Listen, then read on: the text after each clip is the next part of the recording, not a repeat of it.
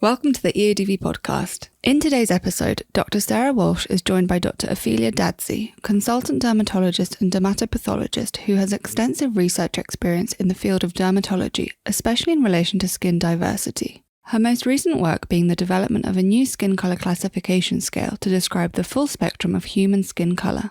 Together, they delve into the topic of human cutaneous diversity and discuss how Western dermatology developed and primarily focused on people with lightly pigmented skin. However, dermatologists today are dealing with a diverse population with different skin pigmentation levels.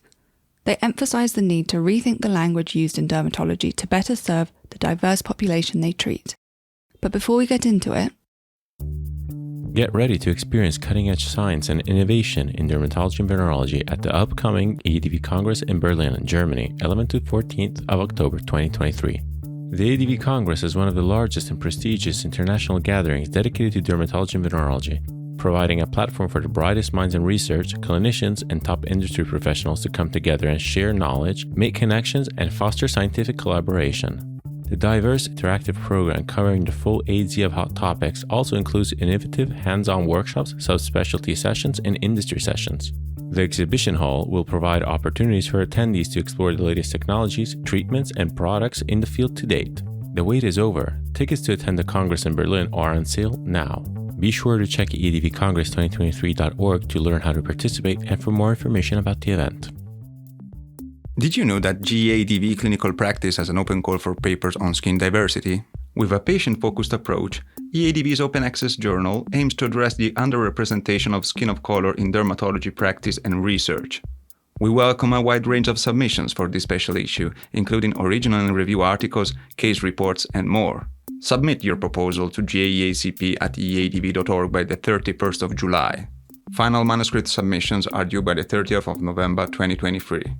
Don't miss this opportunity to contribute to the representation of all patient populations. Find out more on eadv.org. this podcast is a must listen, particularly as it discusses the importance of diversity in dermatology. Enjoy. Hello and welcome to this episode of the EADV podcast. My name is Sarah Walsh. I'm a dermatologist in London, and I'm absolutely delighted today to be joined by Dr. Ophelia Dadzie, who is a dermatologist and dermatopathologist here in London also. Now, I'm really excited to talk to Dr. Dadzie today because she has become a leading light and an expert in the field of human cutaneous diversity and really has shed a lot of light on this previously neglected area. She's lectures frequently on the topic and also serves as the lead for the dermatological lexicon group for the British Association of Dermatologists, which to my knowledge is a unique group of people trying to forward and advance this area. This group recently proposed a novel human skin colour classification system, the eumelanin Human Skin Colour Scale. So welcome, Ophelia. I've had the advantage of reading your professional biography, and I know that you wear a lot of different hats, which I've tried to summarize there, but probably not very effectively. So before we get on to the topic of today's podcast around skin phototypes, I was wondering if you could just describe briefly to our listeners a little bit about your professional week at work, so your clinics, special clinics, and your education and leadership roles. Thank you very much, Sarah and the EADV, for having me here today. Indeed, I'm involved with quite a few things, but I would say that really it involves the use of the same skill set. So it's effectively cross-pollination, and it's all along the lines of cutaneous diversity. So first and foremost, I'm a clinician, and that has always been my priority. So I work for the National Health Service. I run a specialist ethnic skin and hair clinic, which is effectively focused on cutaneous diversity. I do that twice a week, and it's a specialist tertiary referral clinic. So I see patients who are referred by other dermatologists. There might be issues with diagnosis or management, and I see them and offer my opinions on the patients. So this is primarily for the NHS. I also do run a private clinic. I'm a dermatopathologist, as you mentioned, and up until November last year, I also used to work for the skin pathology lab for a major national health service institution. I don't do that anymore because of my other caring responsibilities. But during that time, I used to lead the skin pathology lab. And then the other issues are really pertaining to research, again, focused on cutaneous diversity. So a lot of the work that I'm doing through the Dermatological Lexicon group of the British Association of Dermatologists, for which we're going to touch on the eumelanin human skin color scale here, but also in terms of research, I've been working with cosmetic chemists to actually develop hair care products, particularly for people of African ancestry. So that's something else that is ongoing. And then finally, education. And again, this is on the lines of cutaneous diversity. I used to work with universities here in the UK, but now primarily mostly postgraduate education. So this is at local and also international levels, teaching dermatologists, but also non-dermatologists. So for instance, trichologists, again, along the lines of cutaneous diversity. Gosh, it's that you clearly have very busy professional weeks. So, and I do think that's you've always been incredibly generous with your expertise. I know that from all your educational commitments, which is wonderful for the rest of us to benefit from. And I'm really interested in the use of this word lexicon. Discussions around language, because in order to have a discussion about skin phenotypes, we need to have the language to do it. And, this is an aspect of your research work, which I find really, really interesting, because I think in dermatology, we can be quite lazy in our descriptive terms. And I think we tend to fall back on very stock phrases that we heard our predecessors using, such as if we see lichen planus, automatically using the term violaceous. And I wonder, do you feel that language is crucial to this issue? And, not considering our language has the potential to introduce bias into our sort of diagnostic processes?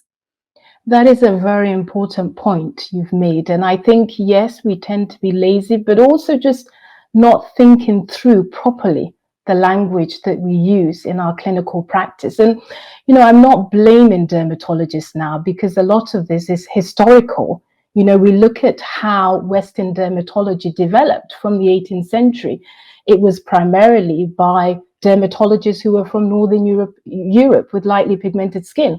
And the population that these dermatoses were described on also had predominantly lightly pigmented skin. So the problem now is that there is a disconnect between this historical origin of dermatology and the language which evolved from it, to the actual reality of our practice. If you are in London, you are dealing with an admixed population, people who have light, moderate, or darkly pigmented skin.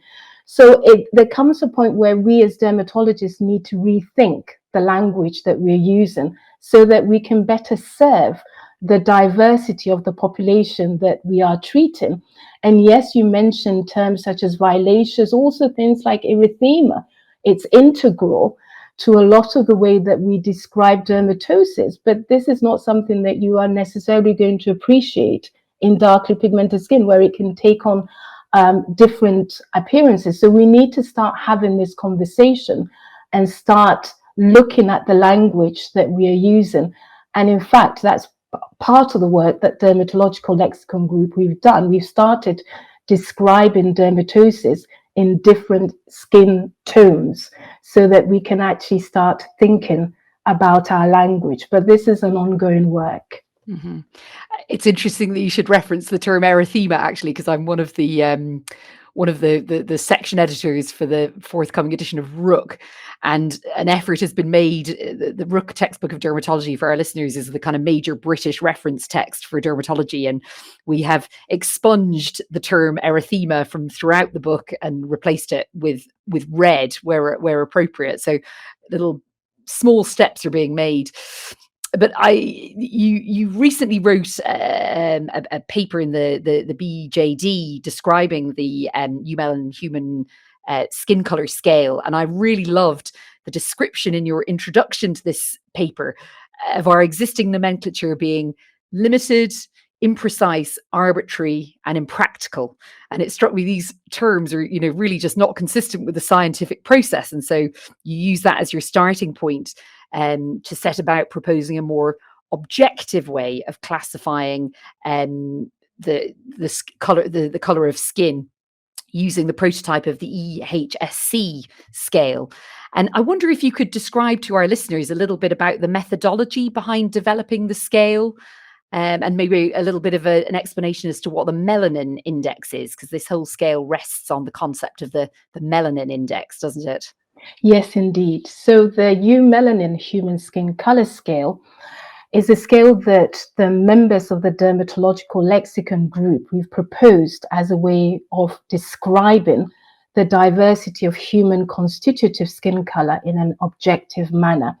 So the first thing I have to say is that this group, we are a multidisciplinary group. So we weren't just dermatologists, but we had anthropologists, an expert in the genetics of skin pigmentation, a cosmetic scientist, a photobiologist, and we also consulted with historians and linguists. But basically, we started off with monthly discussions to address what was required if we wanted to develop an objective scale for describing the spectrum of human constitutive skin color.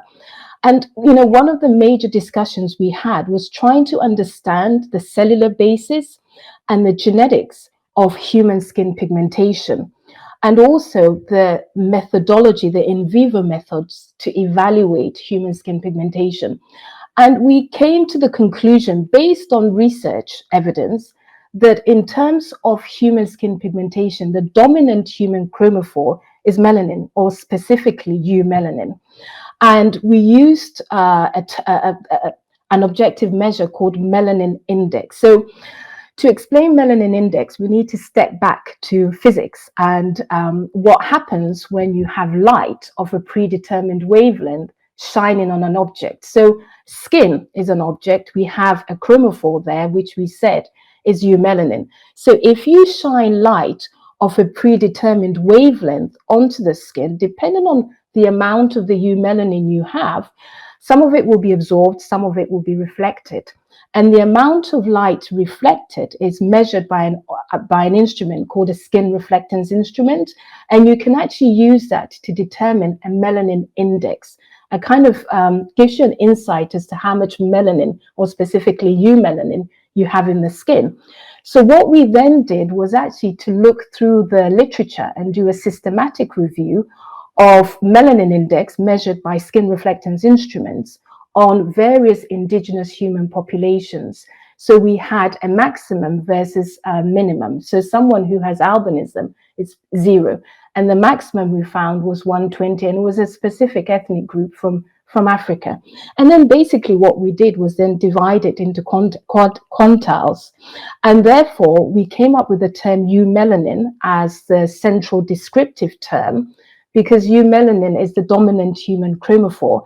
And we basically said eumelanin low, the melanin index is less than 25. You have eumelanin intermediate low, which is between 25 to less than 50. Eumelanin intermediate, which is between 50 to less than 75. Eumelanin intermediate high, which is between 75 and 100. And then eumelanin high, which is 100 and above. So just in that way, you've actually developed categories with specific ranges in terms of their melanin index. And that's how we came about with this eumelanin human skin color scale. I mean, it's a really fantastic piece of work, because, not only is it, entirely objective, so it is based, you're talking of physics there. I was coming out in a cold sweat thinking back to secondary school, but it's also entirely reproducible, and presumably inter-observer variability should be reduced. And, I know we're going to go on and talk about how we might standardize the measurement of this. But I was, when I was reading this paper in the BJD, obviously I was looking at there was one of the figures had the distribution of all the countries, and being Irish, I noticed Ireland was right at the top of it with very, very little melanin. And I was quite interested by this baseline distribution of pigments in different populations. And could you just explain to the listeners, because I had to think about it a little bit myself, why was it important to look at the pigmentation of indigenous populations when, as you referenced earlier, we've got somewhere like London, which is like a hugely now admixed population with lots and lots of variation? So what was the importance of selecting just the indigenous population? This is a very important point, and this is something that we discussed, and actually we took a lot of direction from Professor Nina Jablonski, who's a member of this group, and she's an anthropologist. And when you talk about indigenous human populations in human biology, there's a specific definition for this. So it refers to population that generally have not migrated or undertaken any major population movements in the last 500 years. So by focusing on the melanin index of well-referenced indigenous population, what we were trying to do was to try and get a baseline for human skin color diversity as it existed beyond the modern era of migration, industrialization, urbanization. We felt if we were going to talk about human skin color, we needed to start somewhere. And just starting with this baseline population was the first step. I think over time, yes, we are going to have to adapt, and we will look at the current population as it is with admixture. But we just felt that the first step, we had to have a baseline for human skin pigmentation. That's why we looked at the indigenous populations. Yeah, no, it's really fascinating. And as you say, the beauty of having such an objective system is that when you come to revisit populations, let's say 20, 30 years from now, you'll be able to do it in a way that is truly allows true comparison. And you referenced the colleague anthropologists who joined your group. And, I think clearly there's a huge historical and sociological aspect to language. And I was fascinated to learn that you brought this multidisciplinary group together, including linguists and historians and the anthropologists. And what could you summarize for the listeners just a little bit about what their perspective brought to the work? I mean, you referenced the anthropologists already and how that influenced the decision to choose indigenous populations, but the linguists and the historians, what did they bring to the table? Well, when you start talking about human skin color, you have to understand the history behind it. Skin color, as we know, is determined by pigment in the skin, but there is a lot of history behind it. You have slavery, you have racism. So we felt that particularly when we were using language to talk about skin color, it was really important that we moved away from this, and we were actually able to make a positive impact on society by using language which was neutral, was based on science, was understandable, and also was inoffensive. So this is where getting this historical input and linguists was really important, because now we also know that our language actually determines our thought processes. So, in terms of making a positive impact on society, if we were able to use language that really emphasized to people that, skin color, it's just skin color, then that would actually be a positive contribution to society. So this is where they came in and gave the feedback about really concentrating on the term eumelanin, emphasizing to people that, at the end of it all, it's just a pigment. That's what skin color is. And I think, having their insight was really useful, especially as a dermatologist. Yeah. So bringing, I guess, some neutrality to the terminology rather than terms that are loaded. And in fact, of course, I think it's quite interesting because you need perhaps to give people a vocabulary to discuss these things, which is, one of the brilliant things this scale does, and the other work of the Lexicon Group. So, I do think this is an incredibly impressive piece of work. It'll be an enormous legacy to leave. But what aspirations do you and your co-authors have with regard to developing the work further? Well, I mean, the major thing is how we can get people to incorporate and use this scale in their day-to-day clinical practice. And, the skin reflectance instrument that has been used for this, it's cost quite a lot of money, about £3,000. People are not going to have this in their clinical practice. So we wanted to have a visual representation of the scale so that it can actually be user-friendly. So the next stage is developing this. And this is where we've actually joined with an American company. And I will show this device here called Spectra One, which is actually a very, very simple skin, well, it's a colorimeter, but it also gives you skin reflectance data. So you can see this here. And this actually costs $2.99. So it's actually really, really cheap.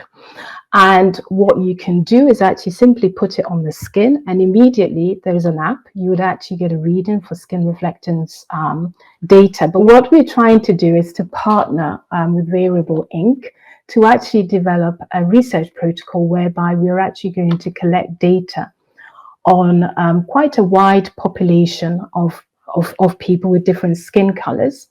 And actually, we're going to develop an app or a software which will actually have the eumelanin human skin color scale, so that you can either download this app and actually match it to your patient, or if you want to buy one of these instruments, for instance, which is $2.99, you have it in your clinic, and actually you can literally just measure, put it on your patient's, let's say, right upper inner arm.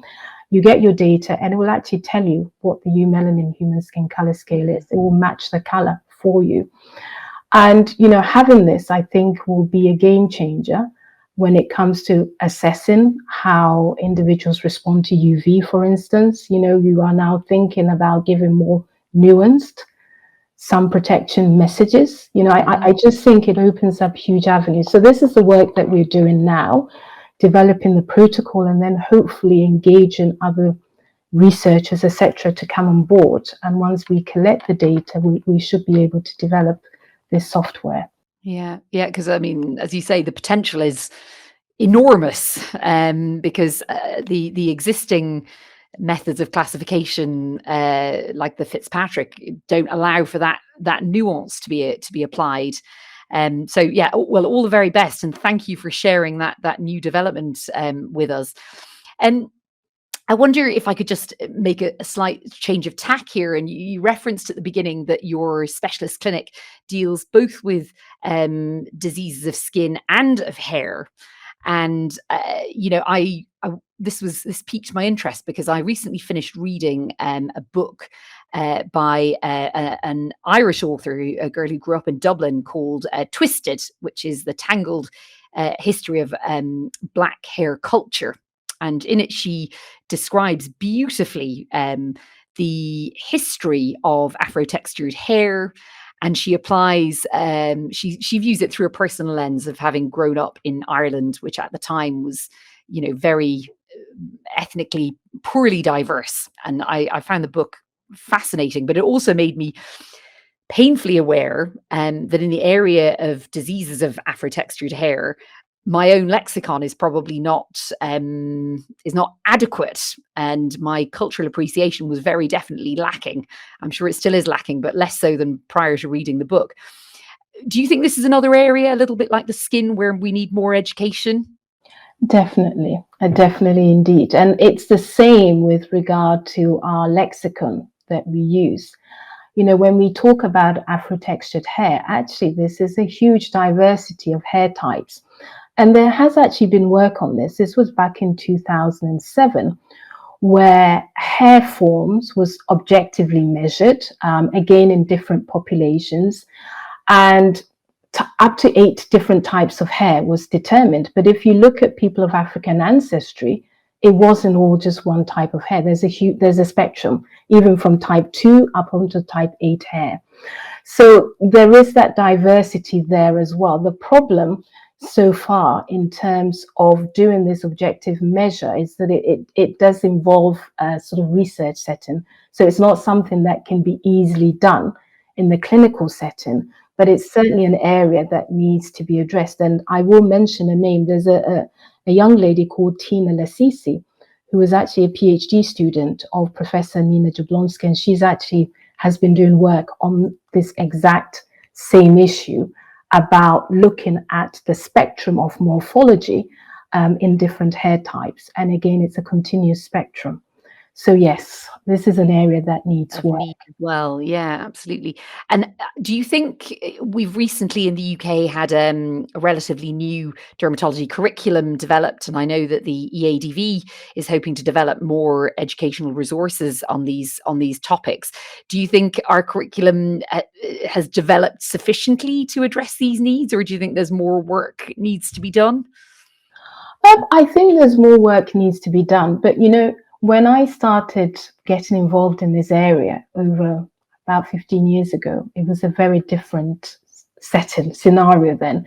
So looking at the progress we've made so far, I think we ought to be proud of ourselves.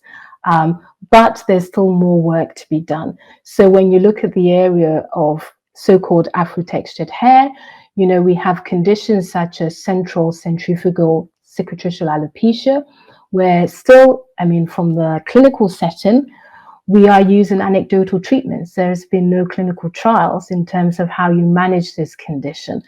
Even when we look at basic things such as seborrheic dermatitis, a lot of the therapeutic shampoos we use, if you use it for so-called Afro-textured hair, which might be prone to be more dry, it causes a lot of hair breakage. So there's a lot of work that needs to be done within this whole area.